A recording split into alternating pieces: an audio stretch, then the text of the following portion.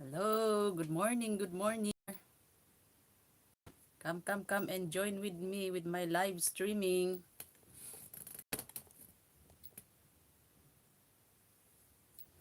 Welcome to Ibunne Ifugao Vlogger. I'm here in Paris.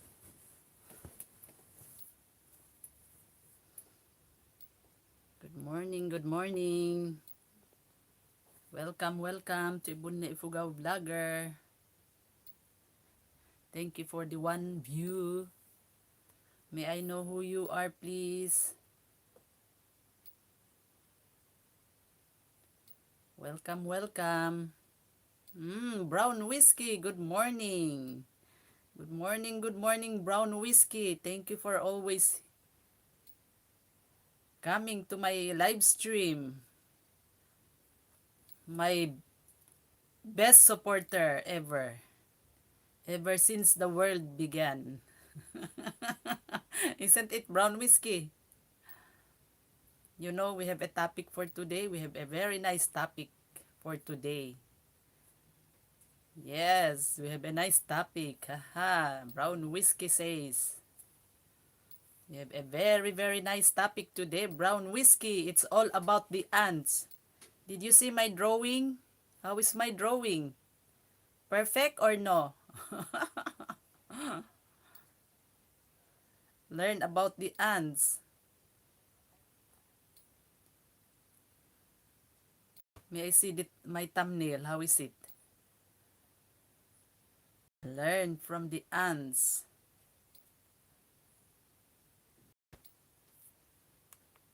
Good morning. Where are the other friends? Brown Whiskey, where are they? Hope they are coming. Learn about the ants. Especially nowadays that it's, how do you call that? Summertime. Summertime. Springtime, nearly summer. Welcome. 2 million views in the house. Come. Let's talk about the ants. We have many lessons to get from ants. So come.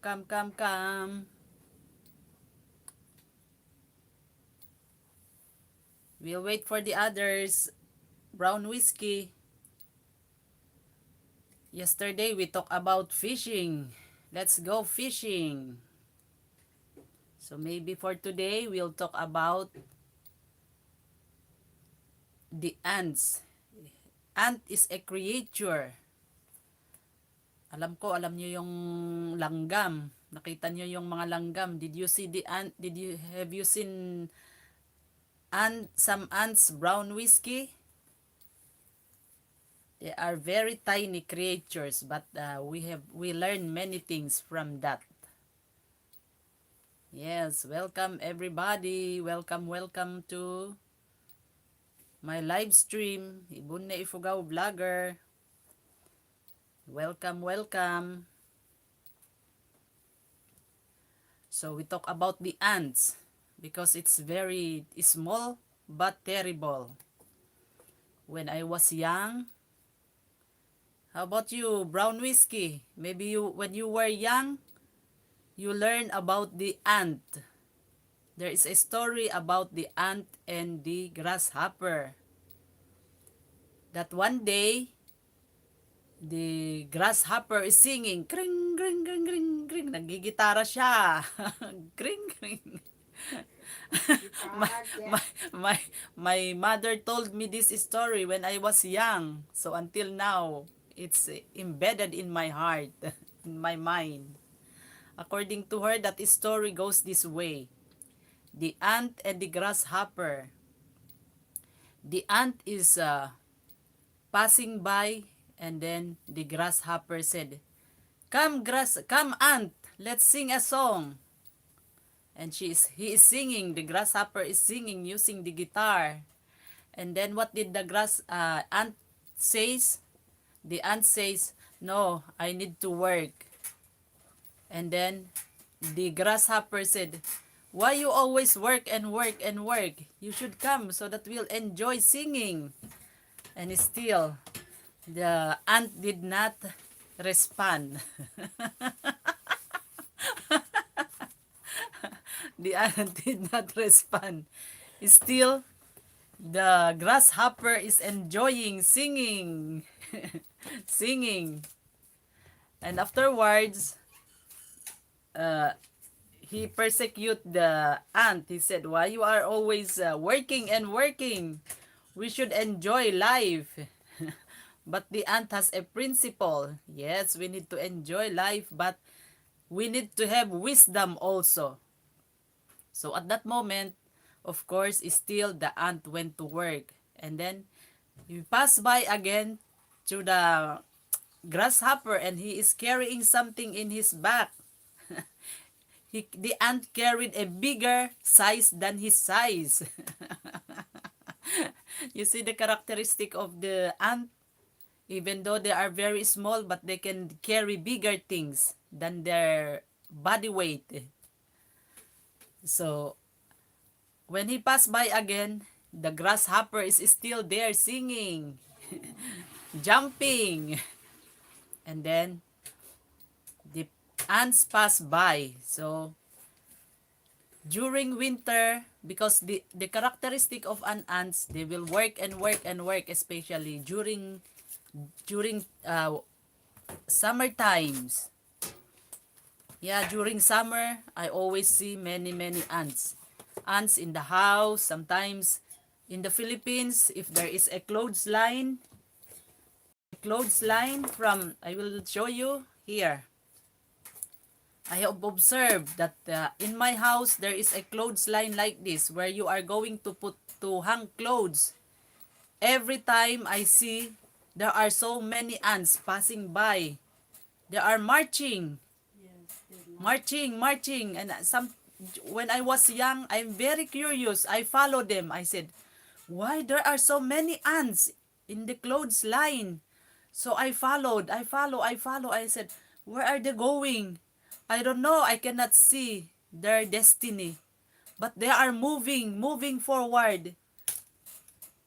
Even though nighttime, sometimes you can see them passing by. They are united, going. I don't know where they go, because at that moment I'm very curious, as young as I am. I'm following. I said, where are they going? And they go to the where the trees are. They go up to the tree, and of course I cannot follow anymore because I cannot climb the tree. So every time I see them, they follow one after the other. I can see that they have no batonera. They have no, ano ba yung batonera sa English? Wala silang batonera. Nobody will guide them, but they walk together. They are united, walking. So, at that time, the grasshopper, and then winter comes. There, the grasshopper is jumping, going to the house of the insect. And then he went there. Maybe I will show you because before I take video from, I took a video about insect house. So I will show you what did the grasshopper did. You know those insects? They are very creative. They are very intelligent. They are industrious. So when summer comes, how is it? When summer comes, as I said, they work and work and work and work. And then winter comes, of course, what they do is they will stay at home.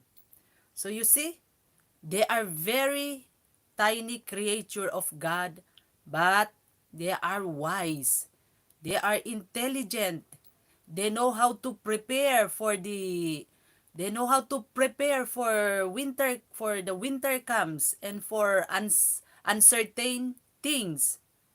So at that time, the grasshopper is jumping.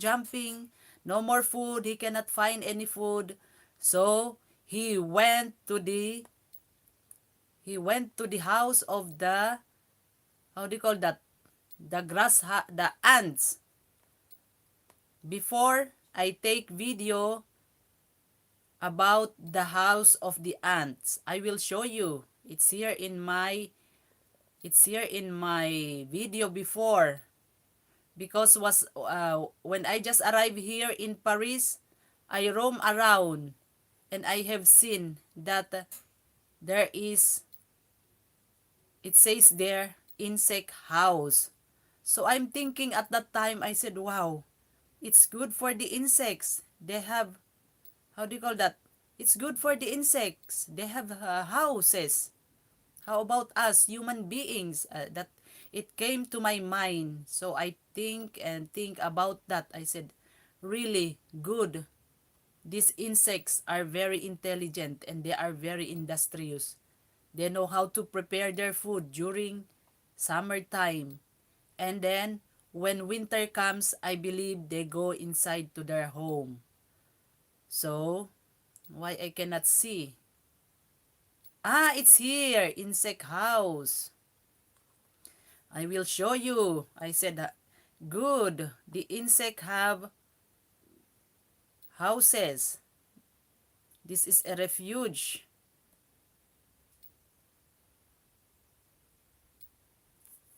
Refuge.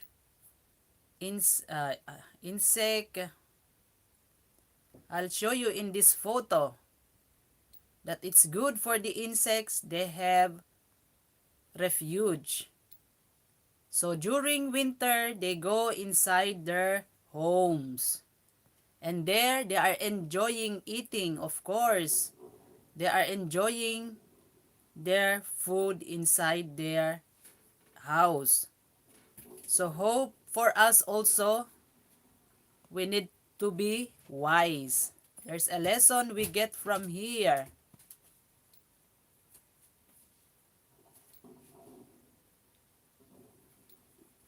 Oh, because I took video from my previous, how do you call that? I take video from my previous how do you call that?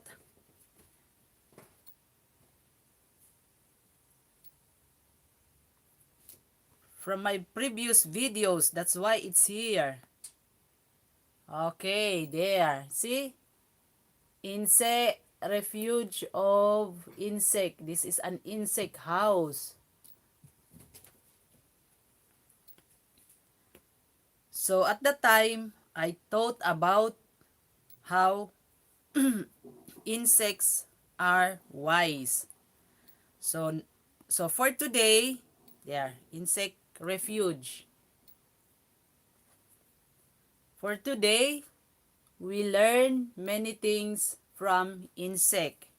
What did you learn from here?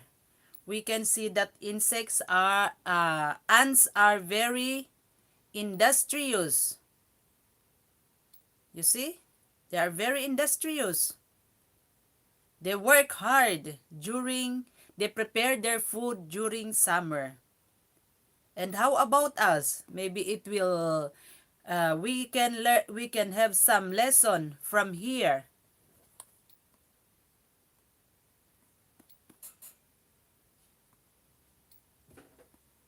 I believe we can learn something from here, from these insects. We can learn many things from the insect. As I told you, the insects have unity. The insects have, how do you call that? They are united. They are industrious. What else? Maybe we can talk more on that. So I will share you something here in Proverbs. The Proverbs. We can learn from the book of Proverbs. If you need wisdom, you read God's word. Let's read it. It says here, go to the ant, you sluggard, consider its ways and be wise. So you see, it says here, consider the ants. Go to the ant, You sluggard, consider. Go to the ant sluggard, consider its ways and be wise. So, we need to be wise. As human being, we pick up some lesson from this ant. So, during summer, we need also to prepare. During plenty, we need to put aside, save, or yes, keep something for your future. Because especially today, we don't know what is happening. Sometimes, you see right now, we have uncertainties. We don't know that all over the world, all over the country are locked down, just like us. So, as human being, we need to ask God's wisdom. And I believe God will always give us wisdom. Just like for today, we learn from the ant. During summertime or during plenty, you need to save. Just like during the time of Joseph, isn't it? Joseph was in Egypt, and the Pharaoh, the king had a dream, and they said, who will interpret that dream? And it's good, it's only Joseph who interpret that dream. And that dream goes this way. The dream of the king is, there are horses, very thin horses pass by, and afterwards, the fat cows pass by, and afterwards the thin one. And then nobody interpret. Even those sorcerers, those magicians, they cannot interpret. But who interpret it? It's Joseph. And you know the life of Joseph? Joseph was the son of Jacob, the last son, that the brothers, they are jealous with him. They wants to kill Jacob, but for the last time they did not kill because they sold it to those merchandise to be a slave. So Joseph was brought to Egypt, and at that time he is the one who interpret the dream of the king. And then the king promoted Joseph to be the governor, to prepare, because the dream goes this way. For 7 years, I think, there is plenty, represent the fat cow, and then the next 7 years has no food. So the thin cow. So at that moment, because Joseph find favor in the eyes of the king, and I believe God is always with him, because Joseph is a man of God. So at that time, he became a governor. And then the king authorized him to do what he knows. So during plenty, they put grains in the barn. They put grain in the barn. Nagano sila. They put much food.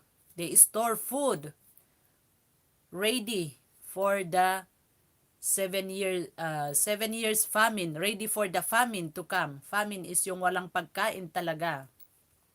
So at that time, dumating nga yung famine, yung walang makain. So even his brother and his father in their place have no food, and they heard about Egypt, that there is much food. That's the reason they went to Egypt. And then when they went, Joseph recognized that that is their brother. And then what did they do? To cut it short, it's a little bit, how do you call that? A little bit, the story, a little bit long. So in short, they have much food in Egypt. And those other countries, they went to buy. And then at that time, the father heard that that place has much food. They went. So what did they do? When Joseph have seen them, they said that's their brother. And to cut it short, all the families of Joseph went to Egypt to enjoy that food. So as a lesson for us today is, because for me, I'm an overseas Filipino worker. I'm from the Philippines and I came here to Europe to have a job, to find a job. So when I came here, by the grace of God, I find a job. So what we need to do, I'm talking to all OFWs because I love you all. I hope we can learn from each other. I want to share you this, and I believe you have also some ideas or some comments. You can share it to us so that this will be a give and take basis. So as an OFW, before we come here abroad, we are blessed to have a job, to find a job. So what we do is we need to be wise. While we are here working, we have salary, what we do is we need also to save. Save for uncertainties, because just like today, what's happening today, all over experiencing lockdown, everybody is at home. So how can we survive if like this? So during this is to foresee how we'll do it again in the future. So I think this will be a good lesson to us. We need to talk about, we need to prepare for the worst because we don't know what is happening in the future. I think the world is not becoming better, but it is becoming worse. So while we are abroad, while we have work, we have money, we need to save. Just like the how do you call this? Just like the ants, they need to prepare for their food. So that's what we are going to do while we have job, we need to prepared for the future. So we need to save. So this is the one I want to tell because we don't know what happened tomorrow. But at least if we have something, we save something, we prepared ourselves for the worst, then at least we will not panic. So like for us, now that we are OFWs, maybe what we do is we need to be wise in our spending. We need to be wise in our earnings. Like for example, we can see the lesson in the grasshopper. Instead of having party, enjoying party, we need to save. Because sometimes I observe that for us OFWs, sometimes if we have money, we go here and there. We did not prepare, we did not save for the worst thing to come. So as an OFW, I want to say, I want to share what I know because I hope it will help. But if it not help, then it's I don't know. I don't know, as long as I will just say what I want to say.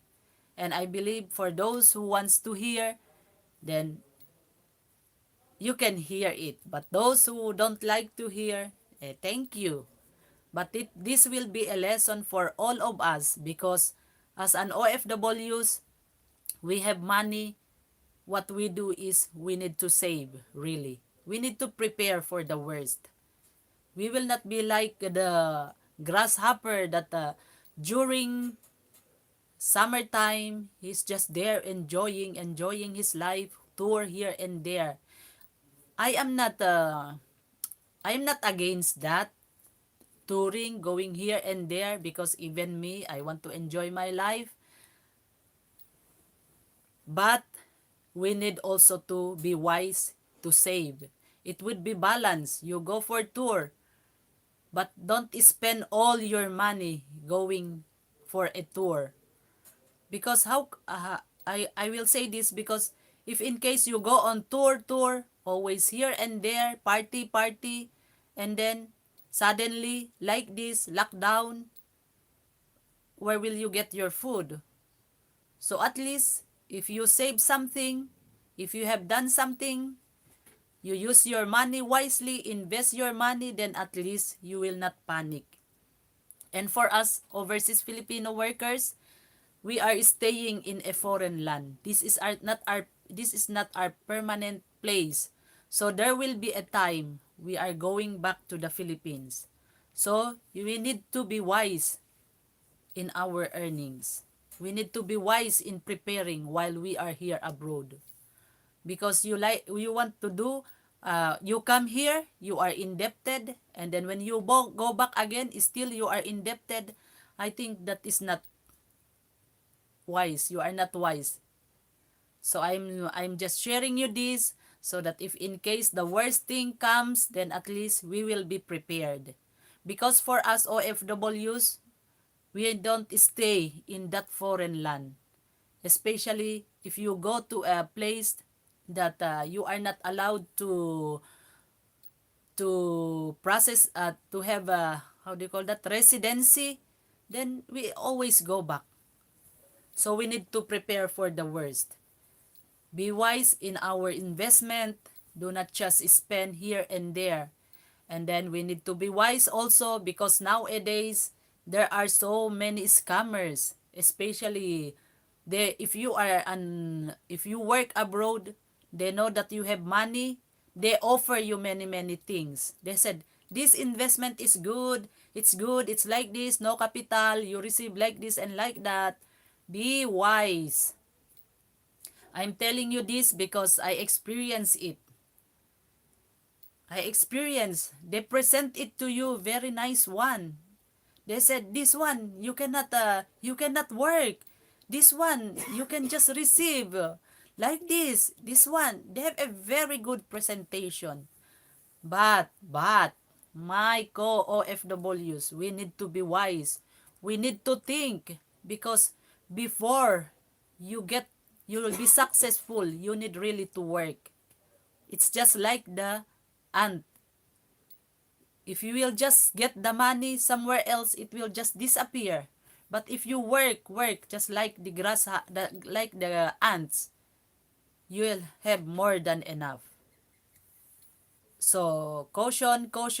I'm not telling you this, but even me, I'm telling it to myself because this will be a wake-up call to me in my finances, especially now that everybody is locked down. You cannot move. Everybody stay at home. You cannot move. How can we survive? And we don't know after as OFW, maybe after this lockdown, they will say all Filipinos, you go back to the Philippines. Then at least we are prepared to go back home to the Philippines. So for those who did not yet started saving, I will encourage you, it will not be too late. It's not too late to start all over again. What had happened today will be a wake-up call. We need to wake up. We need to be wise. There are many things we learn from this situation that we are at home. That's why I'm sharing you here in my live streaming so that those who have ear, you can hear. And those of you who don't want to hear, well, it's up to you.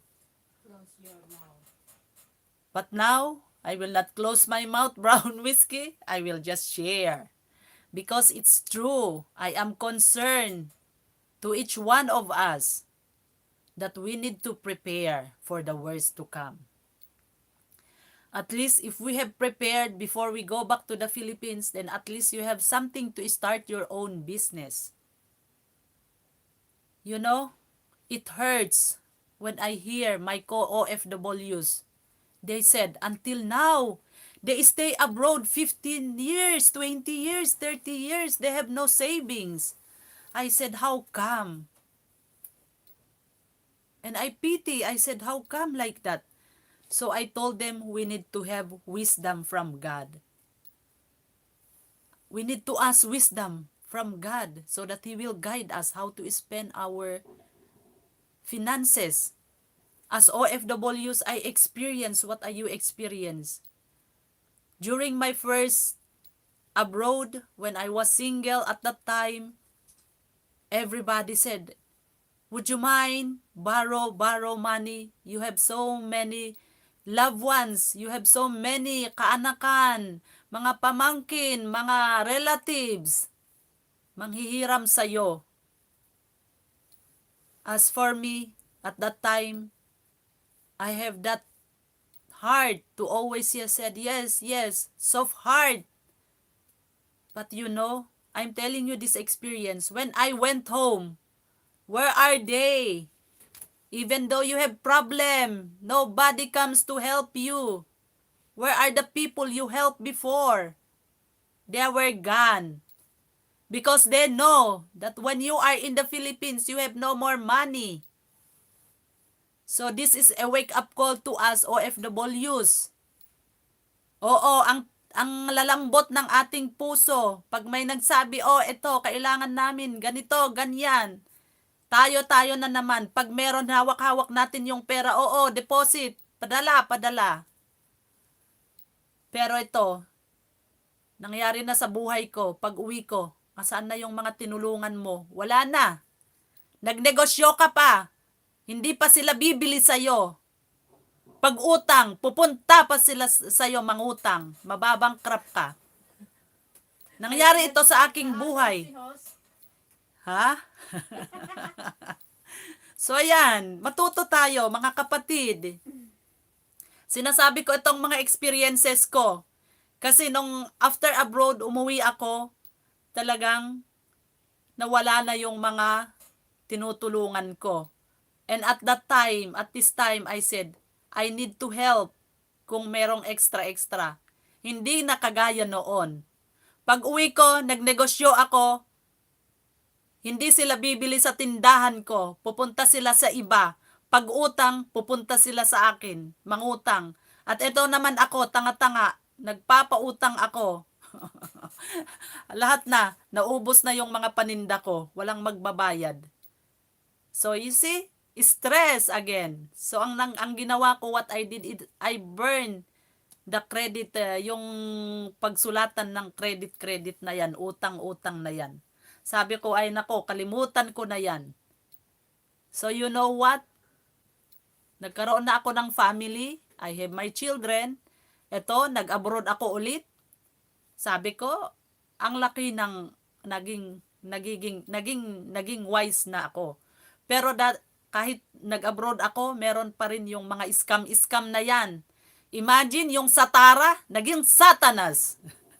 Satara sa Pilipinas, sabi nila, oh, eto, mag-invest ka dito, 30% makuha mo. Ayan na naman, hindi naman ako I did not learn lesson previously. Sabi ko, oh sige, siguro nga. O ayan tuloy, na Satanas na yung pera na pinadala. Kaya be wise, mga kapatid, be wise. Tapos sumunod na naman yung isa na sabi nila na yung yung mag-graduate ka na naman, yung meron kang ilalagay. Ginawa ko na naman yan, pati yung sabi nila na gold dito sa Germany, hindi ko alam kung totoo yan.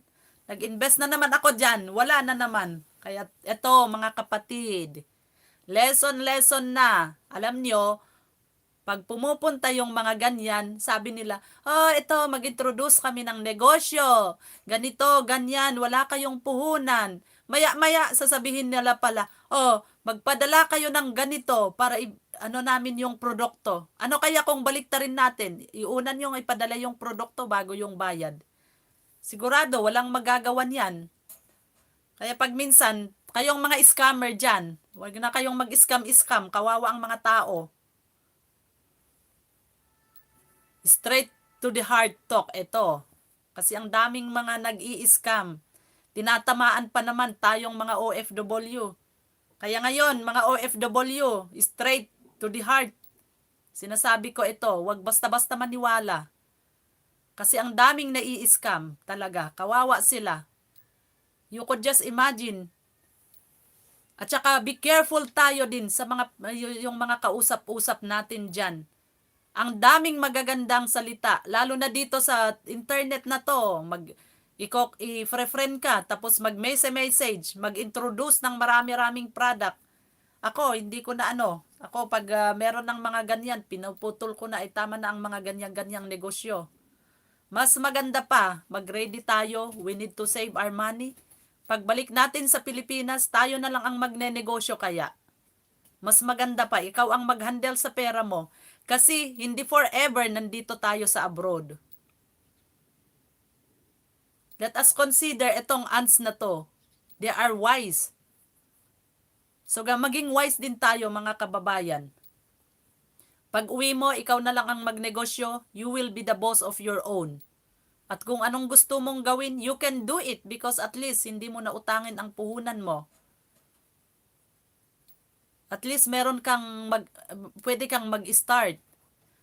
At saka isa pa, we need to be wise. You need to prepare for our future because hindi tayo, tumatanda na tayo. Ako, nung bata-bata ako, of course, hindi naman ganito ako. Oh, siguro ipapakita ko yung photos ko. Hindi naman yung ipra-pride, but then tignan natin, i-compare natin yung itsura natin before and now. This is what I want to show you. Kasi tayong mga tao tayo, talagang tumatanda tayo. Walang bumabata. Kaya we need also to be wise. Kaya sinasabi ko, wise tayo sa pag-spendan natin, pagpadalhan natin, mga loved ones natin, dapat gamitin nila. Tayo pa dito, nagtipid-tipid tayo dito sa atin. Pagdating sa Pilipinas, hindi man lang sila magtitipid, spend here and there. So you see, you need to be wise. Kailangan, ito, when I was young, ganito. Ngayon, tingnan nyo. Tingnan nyo ang itsura ko. It's a big difference. Tayo, mga nandito sa abroad, hindi tayo bumabata. Pero tumatanda tayo. So, ayun. Tingnan nyo. Compare natin. Pinapakita ko ito para makita natin kung paano yung itsura natin. Hindi tayo bumabata, pero tumatanda tayo. So yon mga kaibigan, mga kababayan, mga OFWs. We need to be wise in our spending. We need to be wise to save for the uncertainties. We need to be wise in yung health pa natin. We need to be wise. Kagaya yung health din natin. Kailangan bigyan natin, magtrabaho tayo, and then we give time also to rest. Si God, nag-rest ng 7 days. How much more to us, mga tao? So, we need also to take good care of ourselves. These are wisdom from God. These are wisdom. We need to take good care of ourselves. Hindi yung trabaho, puro trabaho. We need to be balanced. Bigyan din natin ang Panginoon, yung nagbigay sa atin ng buhay, nagbigay ng hinga, nagbigay ng lakas. At least pag linggo, magsisimba tayo. At saka isang natutunan ko diyan noong Friday, last Friday, 'di ba? Holy Week natin. Yung 7 last word ng Panginoon. It is finished. At saka after that, nagpakita siya sa mga disciples niya. Early morning noong Sunday, nagpakita kay Mary Magdalene. And then hapon na naman, nagpakita na naman sa mga disciples niya. So makita natin na pag linggo, doon siya nagpapakita. It means to say, kung linggo, bigyan natin si Lord ng time para kay Lord John. Dedicate natin. Kasi kahit trabaho tayo ng trabaho, mapapagod tayo, magkakasakit tayo, kulang pa sa mga pera na sinave natin. O kulang pa sa mga pera na darating, na sabihin natin yung magtrabaho-trabaho. So, we need to be wise, mga kapatid. Ganyan na. Ano pa?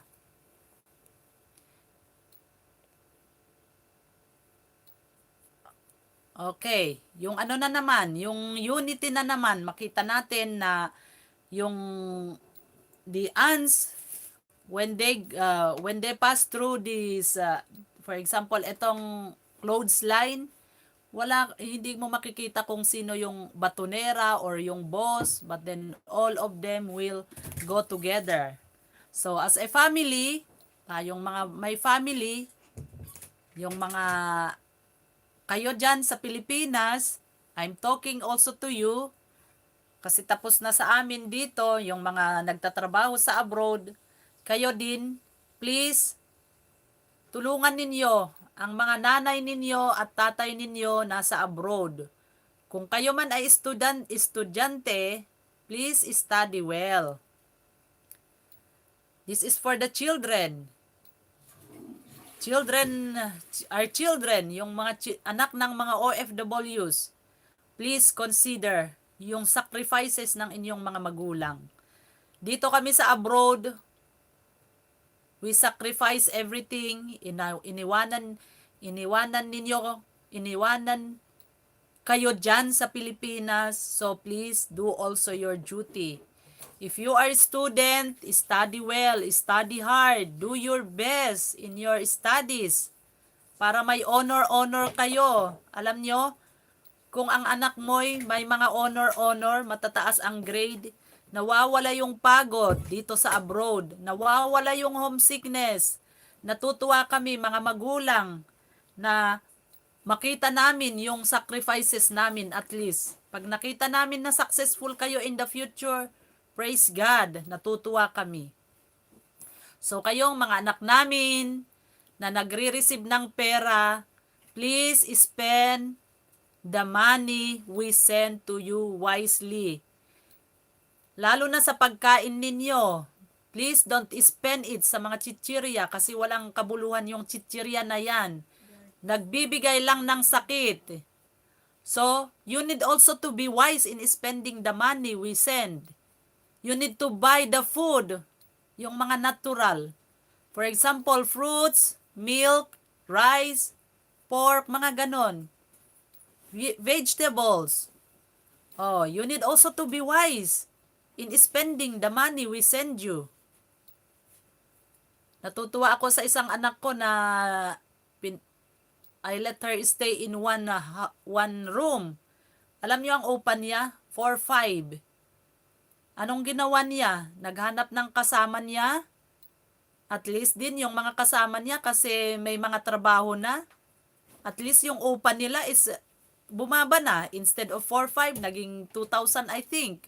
So you see, I am telling you this kasi kami, kung ganyan ang itsura nyo, kung ganyan ang ginagawa nyo, at least matutuwa kami as parents.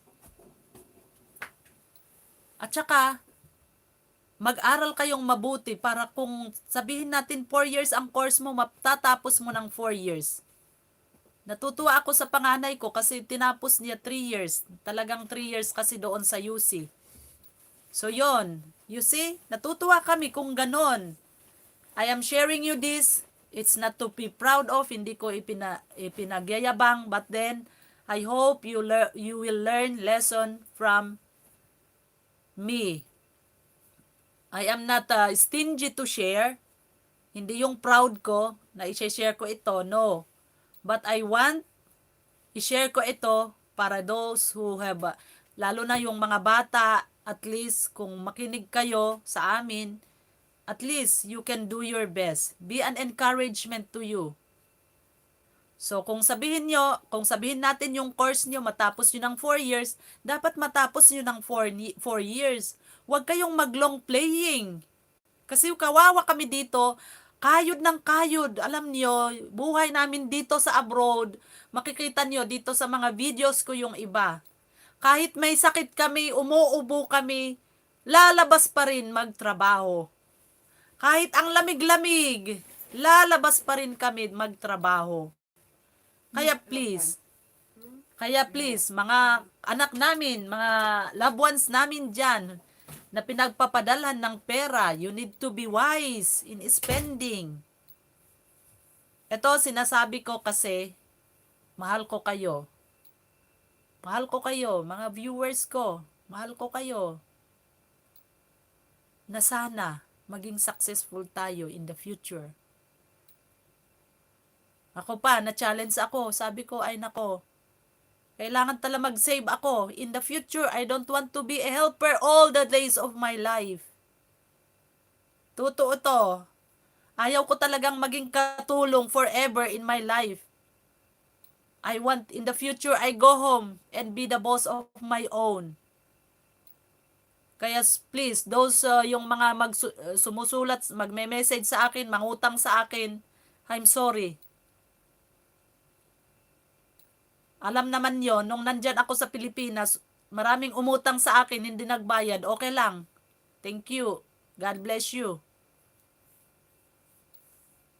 Very big lesson din yan sa akin. Kaya nung nandito ako, dumating ako dito, may mga may-message sa akin, mangutang. I'm sorry, sabi ko. Mauna ang families ko kasi iniwanan ko yung 5 na anak ko, families ko.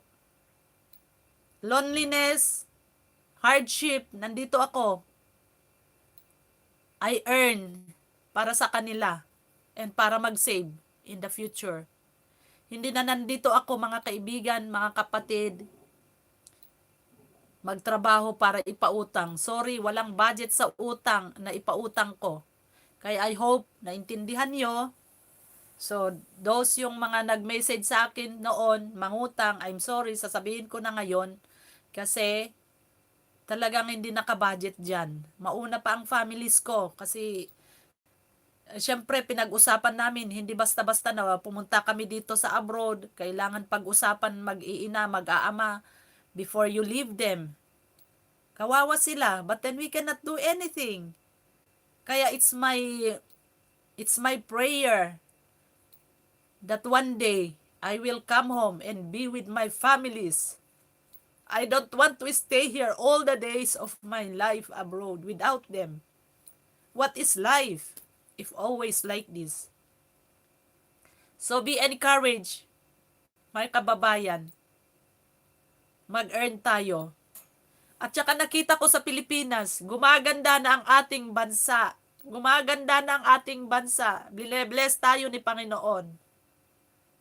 So be encouraged. Important is we need to save for the future.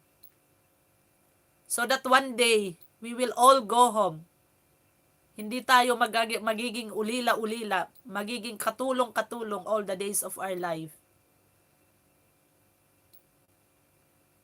Kaya be encouraged, my viewers.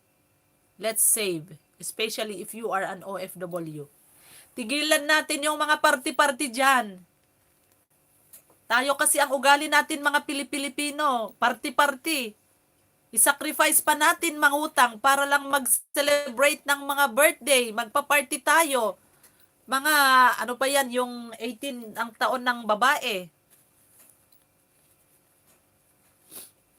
Kaya we need to save. Magtiyaga-tiyaga muna tayo na mag-save tayo.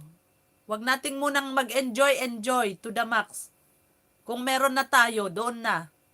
Important is we need to save. Meron tayong investment na nag-iikot, umiikot.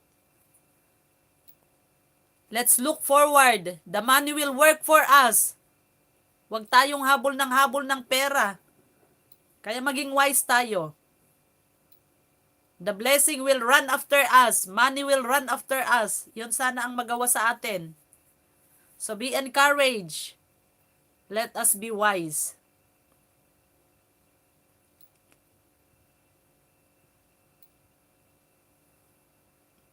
Tama ba, brown whiskey? Yung sinasabi ko. Oh, yan. Ano pa? Ano pang mga ano natin? Ano pang natutunan natin? Ito, yung nakita natin yung ant. They have unity. So as a family, we need to be united. We need to understand one another, as I said. Kaya nga, sinabi ko sa inyo, mga anak namin, ganyan ang gagawin natin, spend. The money, they send you wisely. Ano pa? Ano pang matutunan natin dito sa ants? Makita natin that they are hardworking, They are united. They are loving. You see, I observe the, how do you call that? The ants. When they meet each other, the ants, when they meet, they will, as if they will kiss each other. So, what I have learned there is they love, they recognize one another. You can see that as if they have no eyes, and as if they like that, and then they will meet together and then go away, go again. So you see, they love each other. So we need also to love one another. And one thing more, they are helping one another. I observe that if one ant will get a little food, very little, sometimes, not very little, but a big, for example, one ant will get a fly, yung patay na flies. Nakita nyo, yung lahat yung mga ants, pupunta sila doon sa, for example, this is the flies, yung namatay na insect, other insect, na good for their food. Ang ginagawa nila is, pupunta sila doon at hilain nila. Hila, dadalhin nila sa bahay nila, di ba? Nakita ba ninyo yon? Hinihila yan, hanggang sa ipasok nila sa kanilang bahay. So, magtulungan tayo. Lalo na tayong mga OFW. Kaya nga, isineshare ko ito para this is one way of helping you, giving you some ideas. So, I hope ito nakatulong sa inyo. Yung sinasabi ko dito, we need to help one another. So, kung meron kayong mga ibang sharings, you can share it to us. We learn from one another. 'Di ba mga kababayan, mga ka-OFW? At saka help one another sa family natin. Kagaya nga 'yon. Kailangan huwag basta-basta mag-spend ng pera na hindi importante. That's one way of helping your parents sa abroad para makauwi sila and be with them. So yon, because family is very important, yung family natin. So, as a family, we need to stay together. Yun nga talaga, ang ano ni Lord sa atin is husband and wife, kailangan stay together. But for me is, of course, this is always my plan and my prayer that one day I will go home to my families. But for the moment, we need to save, and I have some children to support them in their university. So, I am here for the moment. We need to have that patience. Patience pa para matapos sila sa pag-aaral. And then, we'll be all together. Kaya ito, ang mga i-share ko sa inyo is siguro konting-konting pag-usapan lang ito. I hope na we learn something from the ants. Mga ganon. Tayong mga Pilipino kasi, pag minsan, gusto natin bongga-bongga. Pag minsan, mangutang pa tayo para lang merong pang 18th, ano ba yon yung... One day millionaire. Tayo kasi mga Pilipino, pag minsan, one day millionaire tayo. Kaya, I'm advising you, if you want to be financially free, meron tayo dito sa mga YouTube na nag-a-advise how to manage our finances. Like for example, Chinkitan. Chinkitan, saludo ako sa'yo. Yon. You learn much from him. Totoo. So, tayo, lalo na tayo nga mga OFW, kailangan mag-isip-isip tayo at mag-save tayo. Huwag nating ipadala lahat ang mga pera natin kasi uncertainty, paano kung ganito, lockdown, tapos sabihin ni President dito, okay, kayo mga OFWs, kayong mga taga-Pilipinas, uwi na kayo sa Pilipinas. O at least meron tayong bubunutin na pamasahe. Meron tayong bubunutin.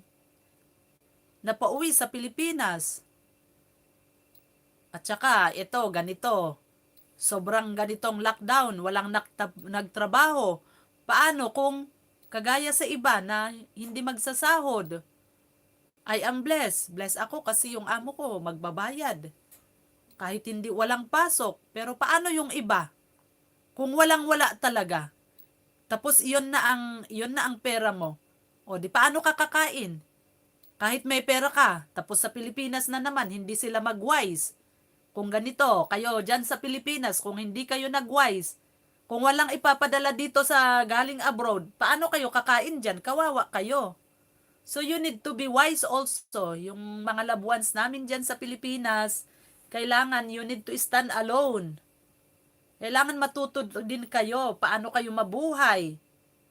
Siguro exemption sa mga students o sa mga bata pa, pero yung kayo na, malalaki na, or kahit estudyante kayo, you can help your parents by yung mag-working student, mga ganon.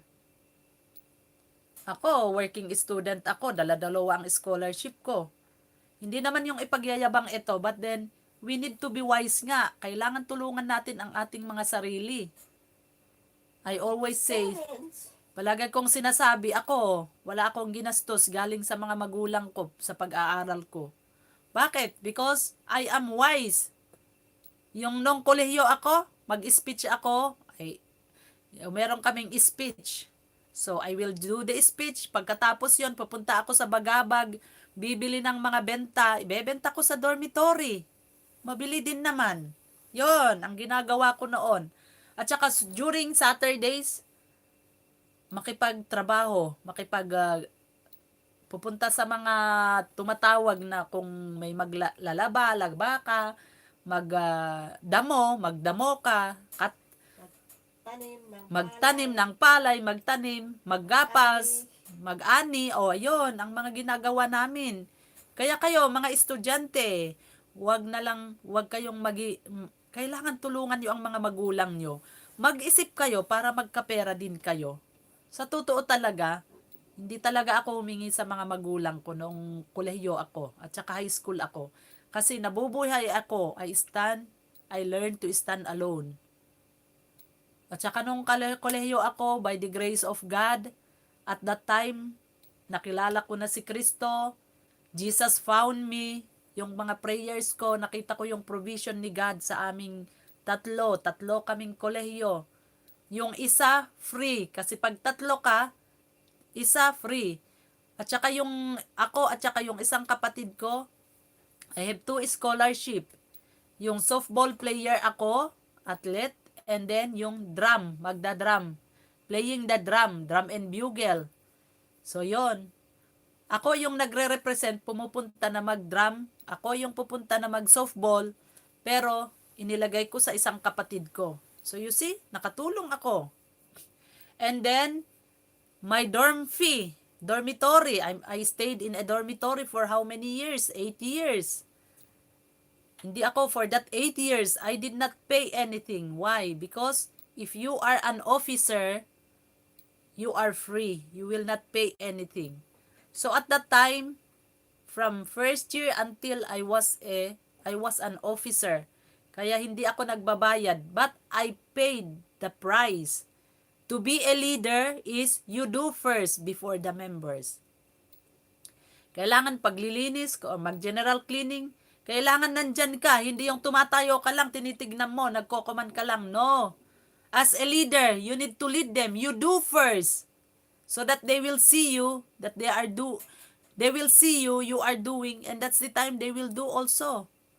For example, sabihin nila, general cleaning, yung mga naka-assign, high school, kitchen, so you need to be there, teach them how to clean, I will clean first, okay, we do like this, help me, bring some water to wash this cabinet, bring some water to wash these tables.